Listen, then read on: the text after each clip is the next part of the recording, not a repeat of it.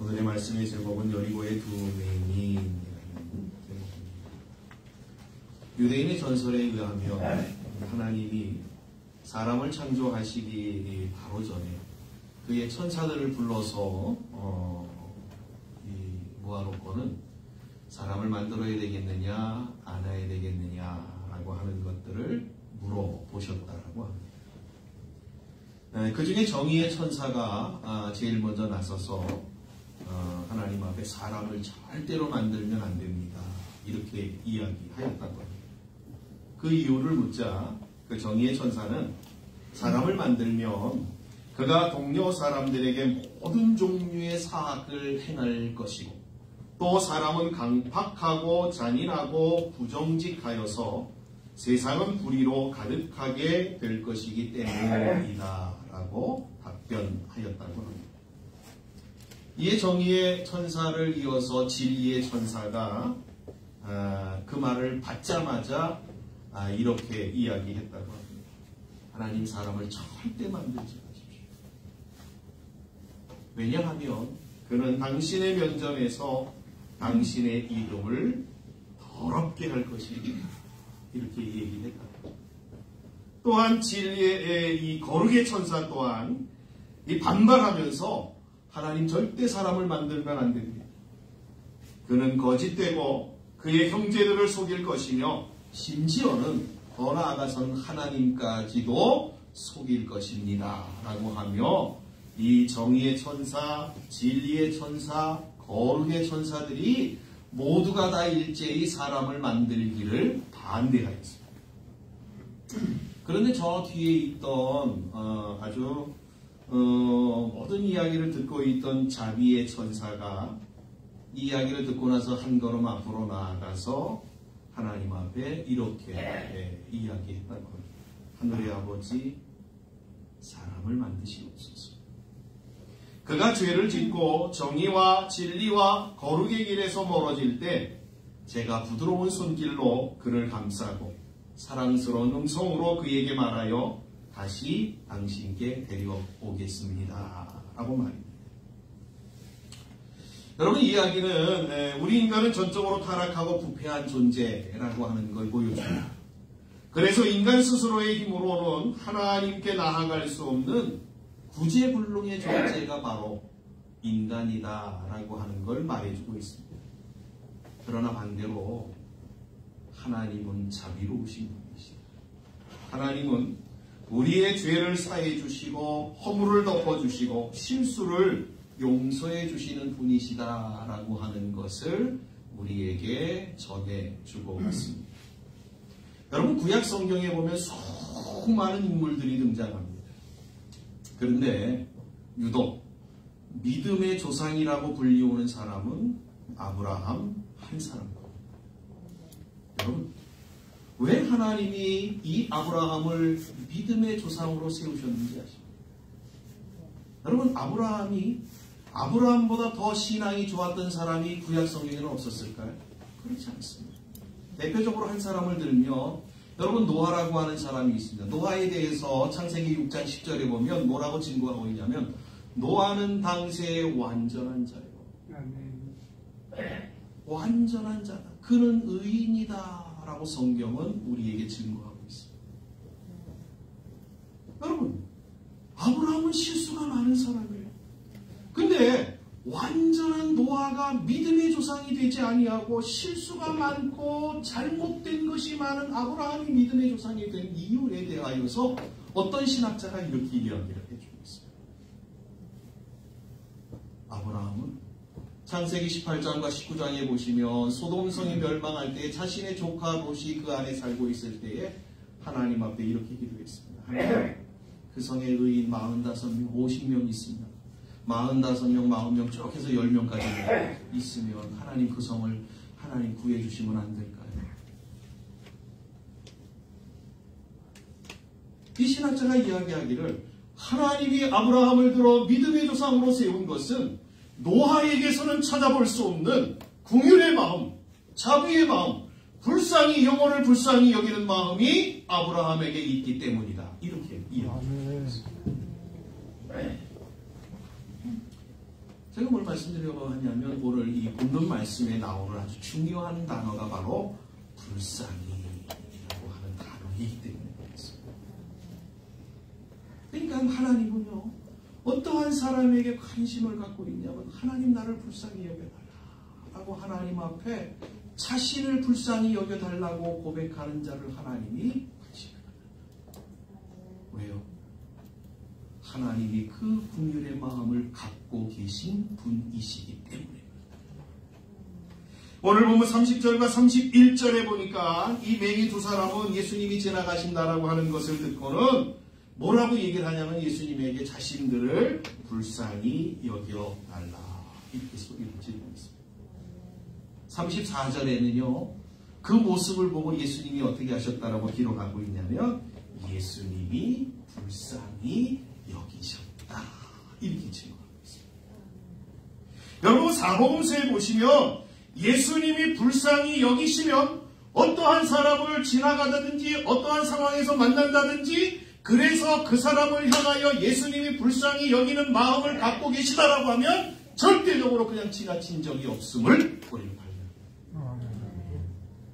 예수님이 불쌍히 여긴다라고 하는 이 말은 그냥 우리가 다른 사람의 불행을 보았을 때에 아니면 요 근자에 일어났던 이태원 참사를 접하면서 죽은 아이들이 불쌍하다, 안타깝다, 참 마음이 아프다.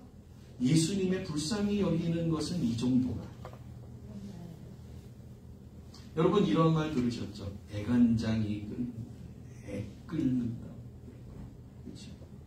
그러니까 주님이 우리를 불쌍히 여기는 것은 애간장이 끓는 우리를 누구보다도 잘 아시는 우리들이 그런 지경이 되어지지 않기를 너무나 바라시는 그러한 마음으로 차라리 내가 대신 그 고통을 짊어지었으면 하시는 이 마음으로 우리를 대하시는 불쌍히 여김이다.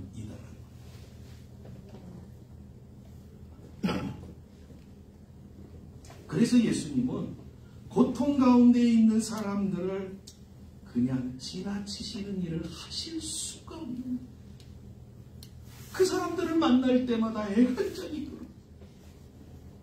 예수님 스스로가 너무 고통스러우신 거예요.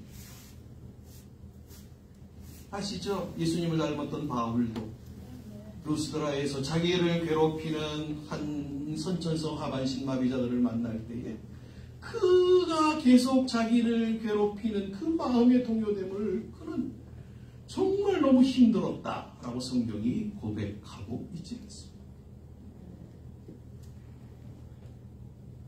그래서 예수님은 언제나 그들을 찾아가셨고 그들을 고쳐주셨고 그들의 먹고 마시는 것까지도 걱정하시며 그들의 삶에 간섭하여 주셨습니다. 여러분 기억하십시오. 요즘 사회에서 가장 큰 아픔이 뭔지 아십니까? 요즘 사회적으로 가장 큰 아픔은 제가 봤을 때는요. 뭐 많은 통계들로서도 가장 우위를 점하고 있는 것이 고독함입니다. 고독함.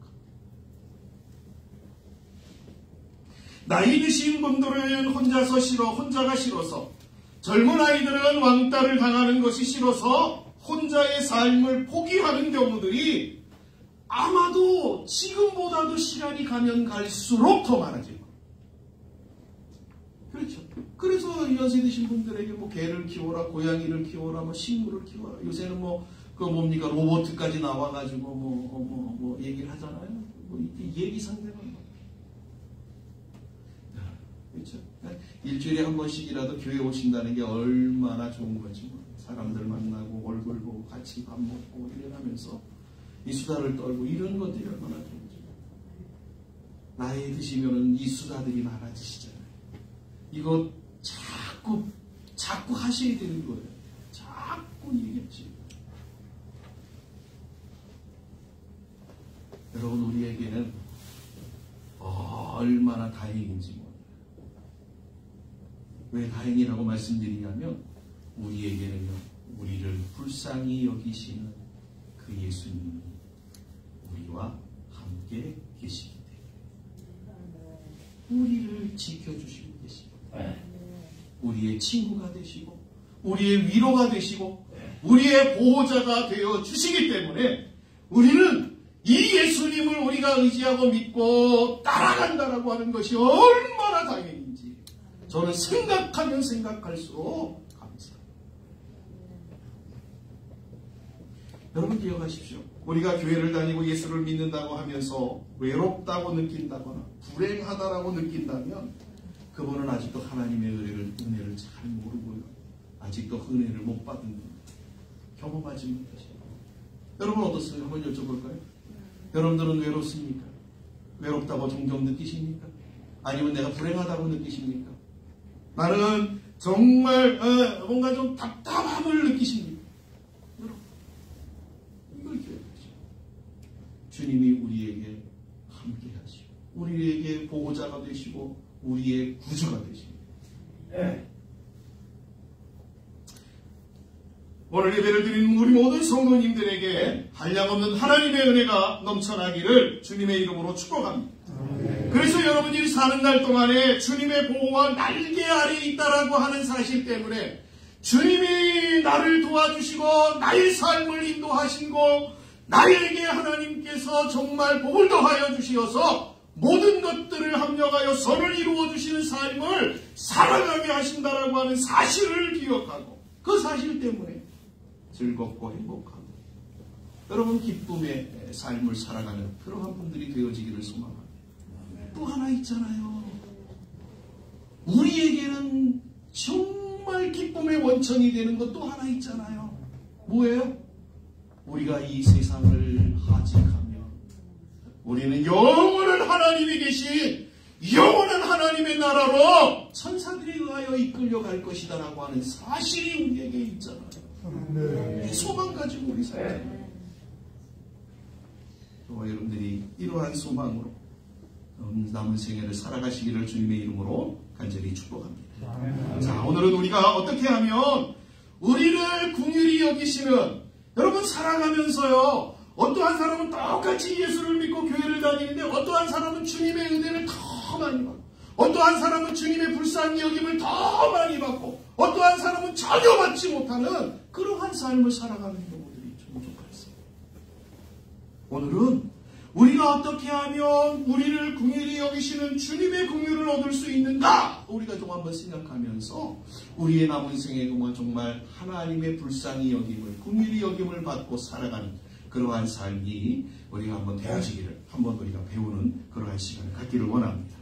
자, 이번 주간에는 우리가 다니엘 기도에 참석하고 있지 않습니까?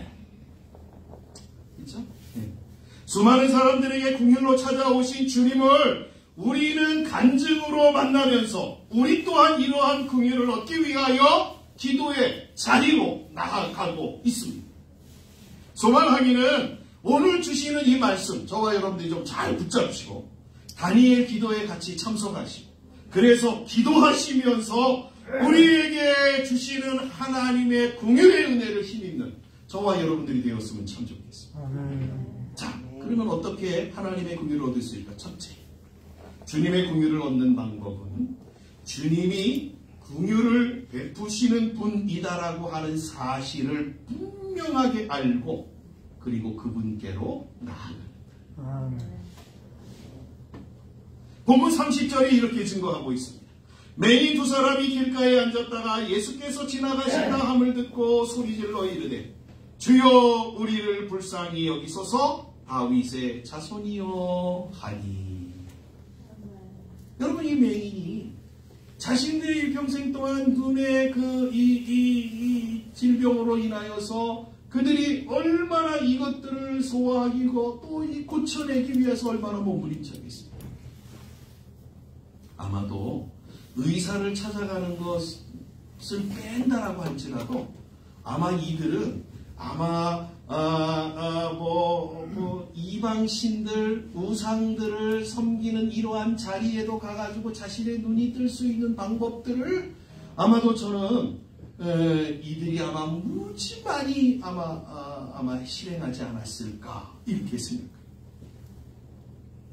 그런데 오늘 본문 30절은 그들이 어디로 나왔냐면 누구에게로 나왔냐면 바로 예수님에게로 나왔다. 이렇게 우리에게 증거하고 있습니다. 그런데 아주 중요한 게 있는데 그게 뭐냐면 여기 보시면 맹인 두 사람이 예수님께 나와서 예수님을 향하여 뭐라고 부르고 있느냐면 먼저는 이렇게 부르고 있습니다. 주여! 주여! 주여! 그리고는 두 번째는 뭐라고 부르고 있냐면 다윗의 자손이요! 이렇게 부르고 있습니다. 여러분 이 단어가 얼마나 중요한 단어인지 몰라요. 주여! 다윗의 자손. 여러분 예수님을 주님이라고 부르는 것은 그분을 뭐라고 부르는 거냐면 메시아, 그리스도 이렇게 부르는 거죠. 그러니까 이들이 이 두 맹인이 예수님 앞에 주여 하고 소리 지르는 것은 뭐예요? 주님은 나의 메시아, 주님은 나의 그리스도이시다 라고 고백하고 있다. 마태복음 16장 여러분 16절에 보시면 베드로의 신앙 고백 잘 아시는 말씀이 있죠. 주님은 그리스도시요 살아계신 하나님의 아들이십니다 라고 하는 말씀입니다. 사실 이 말씀, 이 베드로의 고백은 예수님이 너희는 나를 누구라고 하느냐라고 하는 예수님의 질문에 베드로가 답변한 내용인 겁니다. 그런데 기가 막힌 것은 예수님이 이 질문을 어디에서 던졌냐면 가이사랴 빌립보라고 하는 지역에 던졌어요. 가이사랴는 로마 제국의 도시입니다. 그 도시 가운데 로마의 황제의 우상이 있던 그 자리에서 예수님이 황제의 우상을 보면서 예수님이 그 옆에 서서 너희는 나를 누구라고 하느냐라고 하는 이러한 질문을 던집니다. 왜 예수님이 이러한 질문을 던졌냐면 이때 당시에 그리스도, 메시아, 주님이라고 하는 모든 단어들은 누구에게만 통용되고 사용되어졌던 단어냐면 로마 황제인 가이사 아구스토에게만 해당되어지는 단어였습니다. 그러니까 절대로 다른 어떠한 세상 가운데 있는 사람에게는 이 단어를 사용하면 안 됩니다. 큰일 납니다. 그런데 예수님은 제자들을 향하여서 이렇게 질문하는 거예요. 너희는 나를 누구라? 그때에 베드로가 이렇게 고백한 거예요. 로마의 황제가 그리스도가 아니고 로마의 황제가 메시아가 아니고 주님 예수님이 바로 메시아이십니다 라고 고백하고 있는 거예요. 여러분 이 두 맹인의 고백이 바로 이거예요. 다른 어떠한 사람이 메시아가 아니고 로마 황제가 메시아가 아니고 여기 계신 이 여리고 길을 지나가시는 그 예수님이 주님 메시아이고 그리스도이십니다 라고 여러분 이 고백은요 사복음서에 보시면요 여러분 두 사람만 고백하고 있습니다. 오늘 성경에 나오는 이 두 맹인하고요 수로보니게 여인 가나안 족속의 수로보니게 여인이라고 하는 그 여인에게서만 고백되어진대. 기가 막힙니다. 여러분 다윗의 자손이라고 하는 이 말은 구약에서 수많은 선지자들에 의하여 증거되어진 예언자의 예언의 말씀입니다. 그런데 사람들은 매번 귀에 딱 찌가지도록 들었기에 어디서 맨날 들은 얘기예요. 그렇지? 예수님이 다윗의 자손으로 메시아가 올 것이다라고 하는 건 매일 듣고 이 사람들이 살았어요. 그런데 예수님이 오셨을 때 그분을 가리켜 다윗의 자손이라고 고백한 사람이 아는 것들은 많은데 그것이 자신의 삶하고 연결되어지는 사람이 없다. 여러분 신앙이 바로 신앙이 무엇이에요? 아는 게 신앙이 아니에요. 아는 게 삶으로 연결되어지는 게 신앙인 거예요. 그런데 오늘 이 두 맹인은 예수 그리스도를 향하여서 다윗의 자손이라고 이야기를 합니다. 하나님이 구약 성경을 통하여서 천년전서부터 그의 아들 메시아를 이 땅에 보내주실 것이라고 하는 약속의 말씀을 그들은 뭐예요? 믿은 거예요. 그리고 고백한 거예요. 주님을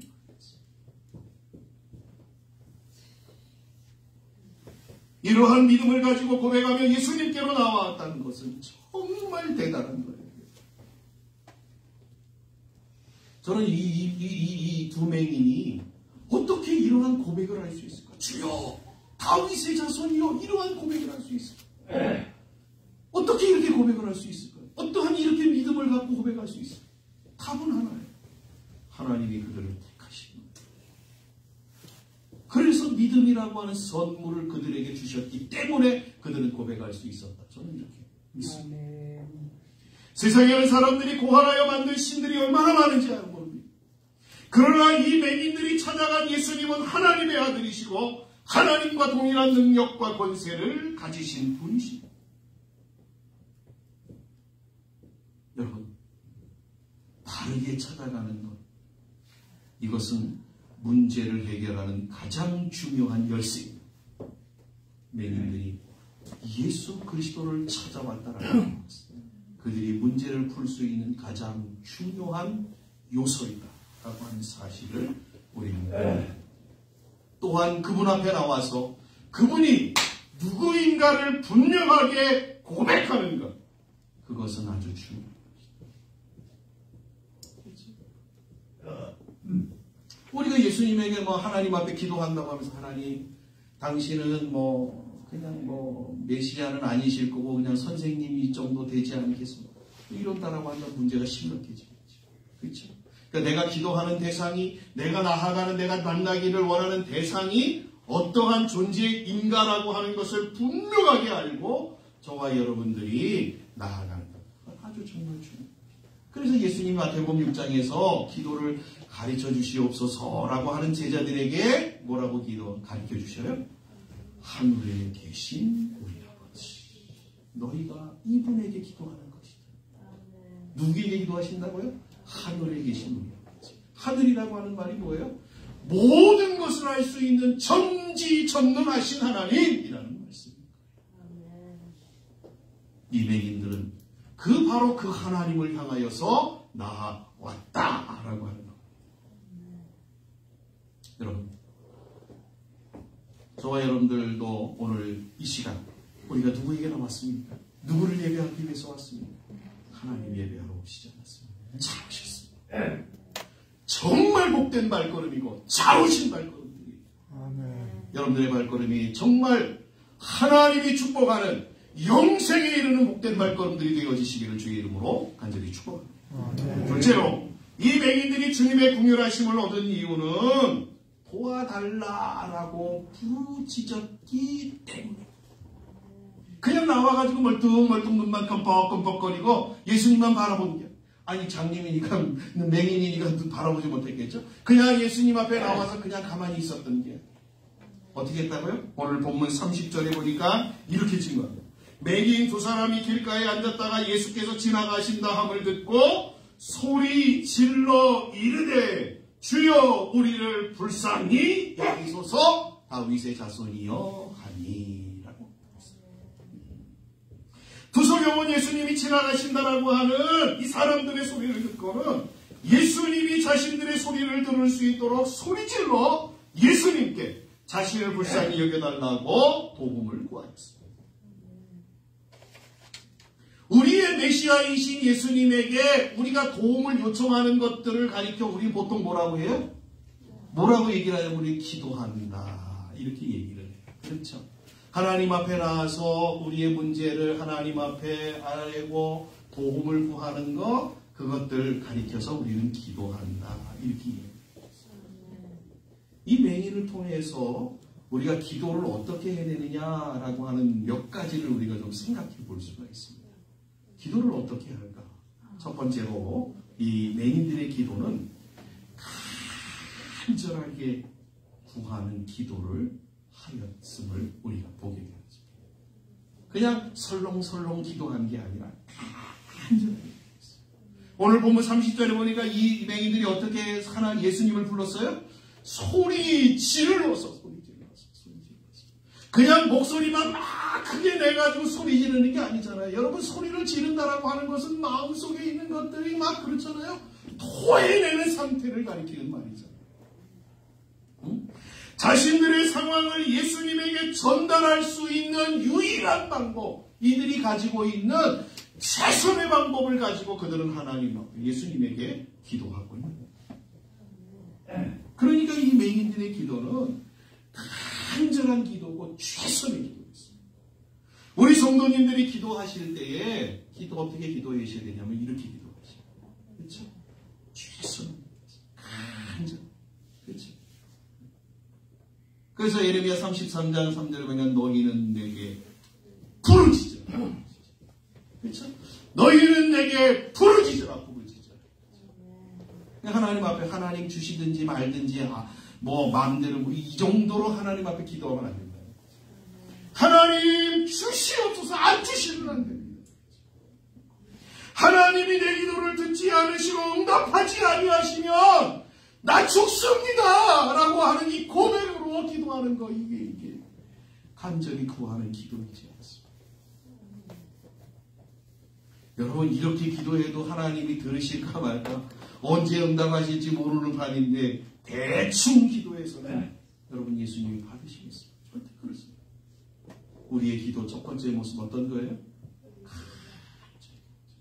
두 번째로는 이 맹인들의 기도는 절망하지 않고 기도하는 거였어요. 누가복음 18장에도 뭐 예수님이 우리에게 이렇게 얘기하시잖아요. 너희가 낙심하지 아니하고 계속해서 기도해야 될 것에 대하여 비유로 일러 나눴습니다. 그렇죠? 그러니까 예수님이 우리에게 원하시는 기도가 뭐예요? 낙심하지 아니하고 절망하지 아니하고 좌절하지 아니하고 끊임없이 기도하는 것. 그거 예수님이 우리에게 원하시고 말씀하십니다. 본문 31절에 보니까 이 소리 지르고 있는 맹인들에게 큰 문제가 발생했어요. 한번 볼까요? 우리 무리가 꾸짖어 잠잠하라 하되, 무리가 꾸짖어 잠잠하라 하되, 이 맹인이 소리를 지르니까요 어떻게 해요? 막 소리를 지르니까 이 무리들이 이 맹인을 향하여서 야 조용히 해! 시끄러 죽겠어! 야 너희들 떠들면 어떻게 해? 난리가 난 겁니다. 여러분, 그도 그럴 것이 예수님을 따라오는 사람들이 어떠한 사람들이 많았냐면 자신의 문제거리들이 있는 사람들이 예수님을 따라오는 거예요. 그러니까 서로 어떻게 해요? 서로 다투는 거예요. 내 문제를 먼저 풀어내야 되는 거예요. 내 문제를 예수님에게 먼저 가져가서 그 문제를 풀어야지만이 하는 소원들을 가지고 이 사람들이 나왔어요. 그런데 이 맹인들이 막 소리를 지르니까 자기들이 소리를 내는 건 전혀 막 들리지도 않죠. 그러니까 소경이 소리를 지르는 것들이 못마땅해 하고 그들이 정말 귀찮게 여겨져서 그들을 향하여 사람들이 아마도 여러 모양들로 회방하였던 것 같습니다. 한번 상상해 보십시오. 두 맹인이 소리를 지르고 수많은 사람들이 이들을 향하여 손가락질하고 욕을 하며 조용히 하라고 한다면 이 맹인들이 어떠한 상태가 되는 게 정상일까요? 저 같은 수많은 사람들이 막 벌떼처럼 일어나가지고 조용히 해! 너희들만 여기 있냐! 막 이렇게 난리가 나면 아마 주눅이 들어가지고 아마 조용하게 아마 잠잠하게 있었을 것 같습니다. 그런데 성경은 이 맹인들은 그렇지 않았다라고 증거하고 있습니다. 맹인들이 어떻게 했습니까? 31절에 보니까 더욱 소리 질러 이르되, 이 맹인들은 잠잠해! 조용히 해! 막 하고 이 무리들이 막 큰 소리를 할 때에 그들보다도 더 큰 소리로 주여! 우리를 불쌍히 여기라고 예수님을 부르기 시작했습니다. 성경이 반복적으로 단어를 사용하는 것은 강조법을 가지고 있습니다. 그렇죠? 그러니까 이 맹인들이 주여 불쌍히 여기소서, 또 주여 불쌍히 여기소서라고 하는 것들은 이 강조를 하기 위해서 이들이 얼마나 절규하고 있음을 보여주는 내용인 것입니다. 여러분, 기도는 이렇게 하는 거예요. 기도는 이렇게 하는 거예요. 어떻게? 어떠한 문제가 기도하다 보면 여러분 아시잖아요. 기도를 우리가 시작! 내가 기도하겠습니다. 마음만 먹으면 그때부터 누가 제일 먼저 할까? 내가 하나님, 내가 오늘부터 기도하겠습니다. 작심으로 내가 오늘부터 기도하겠습니다. 오늘부터 내가 뭐 성경을 보겠습니다. 오늘부터 내가 정말 열심히 하나님 앞에 충성하며 살겠습니다. 그러면 누가 제일 먼저 할까요? 자, 귀신같이 잘 알아. 누가요? 네, 소리의 왼수의 사탄마귀. 귀신같이요.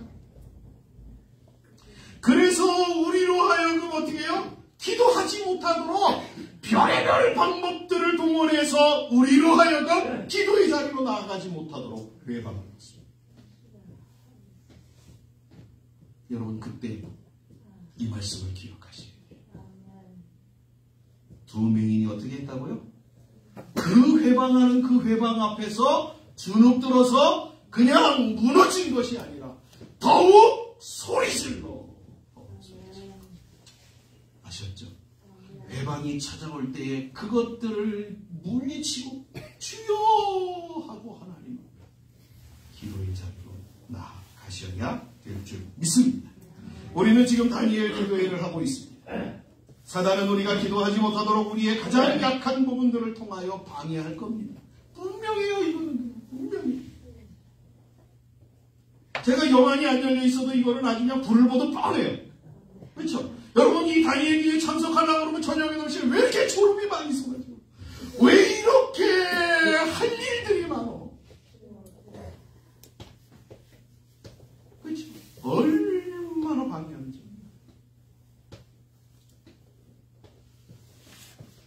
그러나 오늘 배운 이 말씀을 기억하시고 멈추지 마십시오. 멈추지 마십시오. 계속해서 기도의 자리로 나아가시오. 정말 절망하지 아니하고 하나님 앞에 기도하십시오. 하나님께서 이러한 자들에게 기도의 역사를 하나님이 허락해 주시는 것입니다. 셋째로 이 맹인들의 기도는 어떠한 기도냐면 응답받을 때까지 기도해요. 응답받을 때까지 기도했어요. 본문 32절에 보니까는 이렇게 증거하죠. 예수께서 머물러 서서 그들을 불러 이르시되 너희에게 무엇을 하여 주기를 원하느냐. 여러분, 할렐루야. 얼마나 이 두 맹인의 소리가 바로 누구에게 전달된 거예요? 예수님에게 전달된 거예요. 예수님이 그 소리를 듣고 수많은 인파 속에서 그 인파를 뚫고 나오는 두 맹인의 소리에 예수님의 귀가 멈추어집니다. 그들의 소리 때문에 예수님이 그 자리에 있었어요. 그리고 그들을 부르셨어요. 그리고는 이들에게 자신 앞에 나온 이들에게 향하여 내가 무엇하여 주길 원하느냐 라고 주님이 물으셨어요. 예수님이 발을 멈추었다라고 하는 것은, 예수님이 그들을 부르셨다라고 하는 것은, 예수님이 물어보셨다라고 하는 것은 그들의 문제를 풀어주시기 위해서이지 않습니다. 기억하십시오. 우리의 기도를 주님은 절대로 외면하지 않으신다는 것. 우리가 기도하면, 우리가 정말 앞에 말씀드렸던 것처럼 정말 간절히 하나님 앞에 기도하고, 정말 주의, 그렇죠? 우리가 하나님 앞에 또한 절망하지 아니하고 기도하고, 또한 응답받을 때까지 기도할 때 하나님은 우리의 기도를 절대 외면하지 않으시고 반드시 들어 응답해 주시는 줄 믿습니다. 여러분, 왜 우리가 응답받지 못해요? 단순하게 생각합니다. 우리가 기도를 중간에 포기했기 때문에. 우리가 기도하다가 중간에 멈추기 때문에 그래요. 에이, 하나님, 이렇게 내가 기도했는데 하나님 응답 안 하시네. 에이, 내가 이렇게 기도했는데 하나님이 나에게 정말 아무런 일도 일어나지 않네. 포기. 여러분, 아닙니다. 주님께 우리가 올려드린 기도는 반드시 주님이 응답해 주십니다. 근데 왜요? 우리가 멈추지만 않으면 말이에요. 포기하지만 않으면 말이에요. 여러분, 여러분의 기도의 생활 속에서, 여러분의 기도의 삶 속에서 포기하지 마십시오. 끝까지 하나님이 응답해 주시고 그 기도에 하나님께서 역사해 주실 때까지 기도의 자리에 계시는 복된 분들이 되어지시기를 주님의 이름으로 간절히 축복합니다. 자, 셋째로 이 맹인들이 주님의 긍휼하심을 얻은 이유가 뭐냐면 이거예요. 아주 중요한 것들이에요. 자신의 문제를 예수님에게 바르게 짚고 했다라고 하는 거죠. 본문 32절과 33절에 보니까 이렇게 증거하고 있습니다. 예수께서 머물러 서서 그들을 불러 이르시되 너희에게 무엇을 하여 주기를 원하느냐? 이르되 주여 우리의 눈 뜨기를 원하나이다. 이 두 맹인이 무엇하여 주기를 원하느냐라고 하는 이 예수님의 질문에 그들은 또렷하게 분명하게 자신들이 가지고 나온 문제를 예수님에게 말씀드렸어요. 무슨 문제였어요? 자신들의 일평생의 간절한 소원, 눈뜨기를 원합니다. 이거예요. 마태복음 6장 7절에 보시면 이러한 이야기가 있어요. 예수님이 기도를 가르쳐주면서 이방인들처럼 중언부언하면서 기도하지 말라. 예수님이 이렇게 일러주고 있어요. 여러분, 중언부언한다라고 하는 말이 뭐냐면 이거예요. 예수님, 제가 이러한 것도 있고요, 이러한 것도 있고요, 이러한 것도 있고. 왜 기도하면서 빙빙 돌려요? 왜 돌려요? 하나님에게 기도할 때는 여러분 분명하게 기도해요. 하나님, 내 문제가 이겁니다. 하나님, 내가 지금 이러한 지경에 있습니다. 하나님, 나를 이렇게 해주십시오. 분명하게 하나님 앞에 짚고 하는 게 아주 중요해요. 근데 하나님, 하나님 우리 사정을 다 아시잖아요. 우리 형편 아시잖아요. 우리가 주님 앞에 올 때 모든 내용 다 아시잖아요. 그래서 하나님 앞에 짚고 이 맹인들처럼 주여, 제가 눈뜨기 원합니다.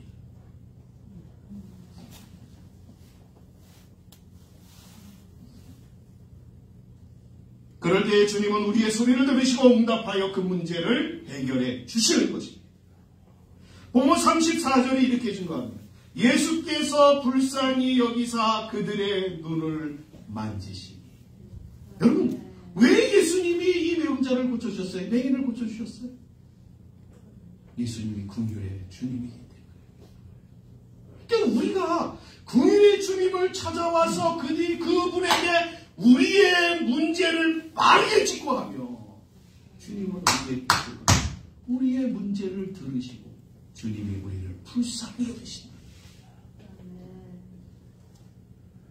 제발, 그렇죠? 우리의 기도 가운데 제일 우리가 정말 우리의 삶에서 우리의 기도 가운데 우리가 없애야 되는 것, 중언부언. 하나님이 들어주실까 말까. 하나님 앞에 제일 필요 없어요. 하나님 앞에 무슨 포장할 필요 없어요.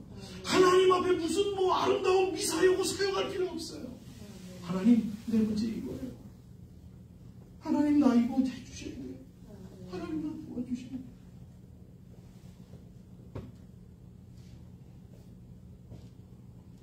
여러분, 정말 주님의 옆에 이러한 모습으로, 그렇죠? 자신의 문제를 짚고 함으로 주님께서 우리를 정말로 긍휼히 여기신 놀라운 은혜를 힘입는 저와 여러분들이 되어주시기를 주님의 이름으로 간절히 축복합니다. 마지막으로 가장 중요한 것 하나가 있습니다. 그게 뭐냐면 바로 이 맹인이 고침을 받은 후에 이 맹인의 모습입니다.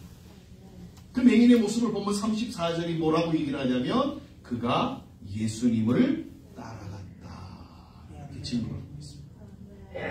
우리말에 이러한 말이 있죠. 화장실에 들어갈 때 하고, 죄송합니다. 이거 밥 잡수셔야 되는데 이제 화장실 얘기를 해서 화장실 들어갈 때 하고 나올 때 다르다. 이런 얘기 있잖아요.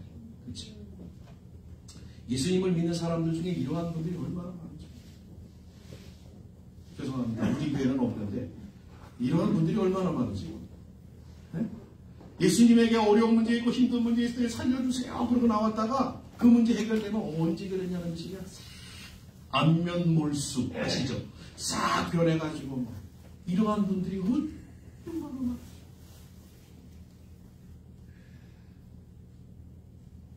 여러분, 기억하십시오. 예수님이 왜 우리의 문제에 관여하시고 불쌍히 여기셔서 그 문제들을 해결해 주시는지 아십니까?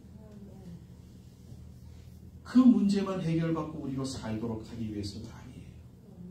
그 문제를 통하여서 하나님이 원하시는 것, 예수님이 원하시는 것은 우리에게 영원한 복을 우리에게 더하여 주시기 위해서. 그러니까 그 문제의 해결은 뭐예요? 예수님의 주시는 영원한 복에 연결되어지는 통로예요. 관문이에요. 그런데 이거를 전혀 무시해버리고 그냥 그 문제 해결하면 끝. 아셨죠? 오늘 이제 배우신 거예요. 절대 이러시면 안 돼요. 절대 이러시면. 그렇죠? 네. 그래서 우리는 이렇게 얘기해요. 내가 주님으로부터 받은 기도의 응답이 있다며, 내가 주님으로부터 받은 은혜가 있다면 그 은혜를 기억하고 우리는 어떻게 살아야 된다? 주님을 끝까지 따르는 그러한 삶을 살아야 돼요. 주님 따르라고 그랬더니 오늘부터 직장 다 그만두고 가정 다 팽개치고 오늘부터 주님을 따르, 그거 아니에요. 아셨죠? 오늘 주님을 따른다라고 하는 것은 나의 주어진 삶의 현장에서 예수를 믿는 그리스도인으로 살아가는 거예요. 예수쟁이로 살아가는 거예요. 예수님의 이름에 먹칠하지 아니하고 살아가는 거예요. 예수님의 영광을 가리는 일이 일어나지 않도록 몸부림치며 살아가는 거. 그게 주님을 따라가는 거예요. 아셨죠? 저와 여러분들이 이렇게 좀 살지. 내가 주님으로부터 받은 은혜가 있고 응답이 있다라고 한다면 그렇게 살아가십시오. 왜요?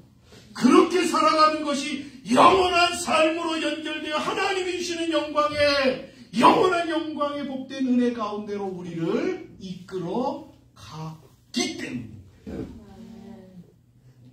다시 한번 말씀드립니다. 하나님이 우리에게 허락하시고자 하시는 것은, 저와 여러분들을 부르신 것은, 우리를 불쌍히 여기시는 것은 우리로 하여금 이 땅에서의 자그마한 삶에 주시는 하나님의 은혜만을 누리도록 하십니다. 제가 늘 말씀드리잖아요. 여러분들이 살아가면서 하나님 앞에 기도의 응답을 받고 은혜를 경험하는 것들은 뭐라고요? 영원한 것들을 주심에 대한 그림자. 샘플이에요, 샘플. 그거 보고 하나님이 나한테 이런 것들을 예비하셨구나. 이것들을 주시려고 나에게를 부르셨구나. 나의 삶을 인도하시는구나. 이것들을 기억하고, 그래, 나의 남은 생을 하나님 따라가야지. 하나님 의지해야지. 믿어야지. 이러한 모습으로 살아가라고 우리를 부르신 거예요. 아셨죠? 이 사실을 기억하시고 저와 여러분 모두가 다 정말로 남은 생애 동안에 우리가 받은 은혜들을 기억하고 감사하고, 그래서 주님의 뒤를 이 두 맹인처럼 따라가는 복된 분들이 되어지시기를 주님의 이름으로 간절히 축복합니다. 기도하겠습니다. 하나님 감사합니다.